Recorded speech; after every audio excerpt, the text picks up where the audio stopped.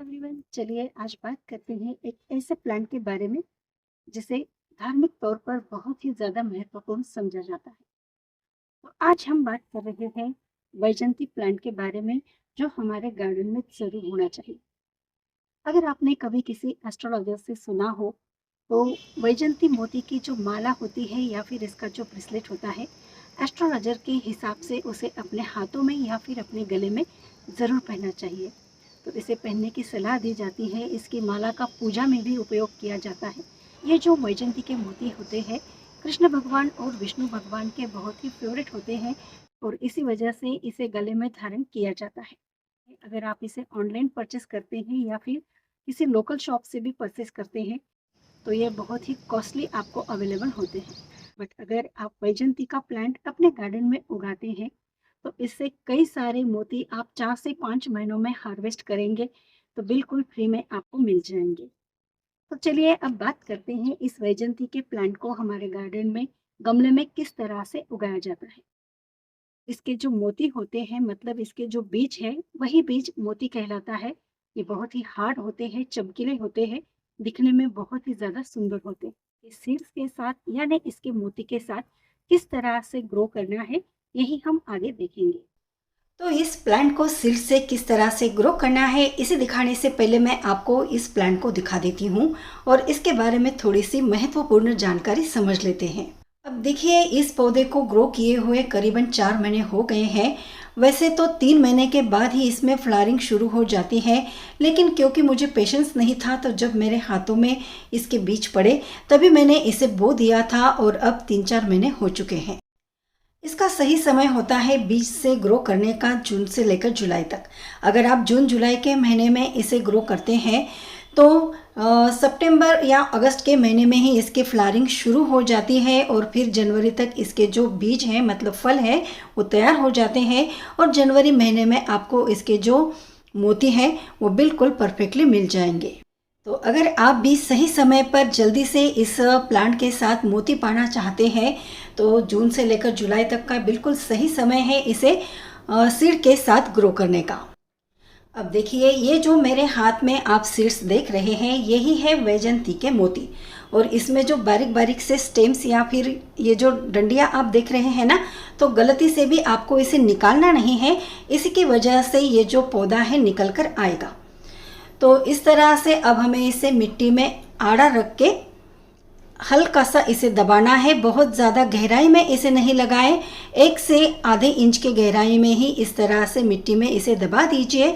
मिट्टी से ऊपर से इसे कवर कर दीजिए। मिट्टी अगर बहुत ज़्यादा गीली है तो इसमें पानी डालने की ज़रूरत नहीं होगी। जब आपको लगे कि मिट्टी बहुत ज़्यादा ड्राई हो चुकी है तो इसमें थोड़ा सा पानी ज़रूर छिड़का करें। तो देखिए, अब करीबन 3 महीने के बाद इस तरह से हमारा पौधा तैयार हो चुका होगा और 3 मोती बोए थे हमने, जिसमें से केवल एक ही सीड इस तरह से जर्मिनेट हुआ है। वैजंती का जो सीड होता है ना, उसे जर्मिनेट होने के लिए कम से कम 1 से 1.5 महीना लगता है और उसके बाद में इसका जो पौधा है इस तरह से निकल कर आता है। तो चलिए, अब हम इसे बिल्कुल इसके रूट को कोई हानि ना पहुँचे इस तरह से आराम से बिल्कुल इसे निकाल लेते हैं।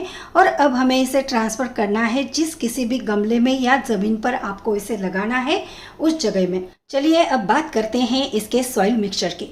तो इस पौधे को लगाने के लिए हमें 60% लेनी है गार्डन की सॉइल, 30% लेनी है गोबर की खाद या फिर वर्मी कंपोस्ट और हमें इसमें ऐड करनी है 10% बालू यानी कि रेत, क्योंकि इस पौधे को अच्छे से ग्रो होने के लिए वेल ड्रेन्ड मिट्टी की ज़रूरत होती है।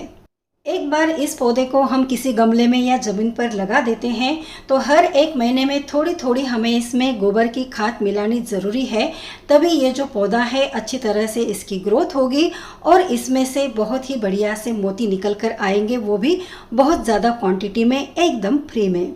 तो इसके जो रूट्स हैं वो बिल्कुल भी डैमेज ना होने पाए, इस तरह से इसे बिल्कुल आराम से लगा देते हैं। समय समय पर इसमें पानी देना है, ओवर वाटरिंग नहीं करनी है और इसे फुल सनलाइट वाली जगह पर रखना है। दूसरी बात, अगर आप इसे ज़मीन में लगा रहे हैं तो क्योंकि ये पौधा मीठा होता है तो इसमें दीमक लगने की बहुत ज़्यादा संभावना होती है। उस वजह से अगर आपको लगे कि इसमें दीमक लग चुके हैं तो मिट्टी में आपको बोरिक पाउडर को छिड़कना है या फिर हींग को पानी में डाइल्यूट करके इसमें डालना है, तो जो दीमक है वो निकल जाएंगे। तो इस तरह से आपको इसकी एकदम अच्छे से केयर करनी है, समय समय पर पानी और खाद देनी है, इसे बिल्कुल फुल सनलाइट में रखना है ताकि इसकी जो ग्रोथ है एकदम सही तरीके से हो जाए। चलिए अब और एक छोटा सा प्लांट मैं आपको यहाँ पर दिखाना चाहती हूँ, जिसे मैंने करीबन 2 महीने पहले लगाया था। तो वैसे भी मुझे इसे निकालना है क्योंकि मैं इसे अलग से कंटेनर में बिल्कुल सेंटर में लगाने वाली हूँ।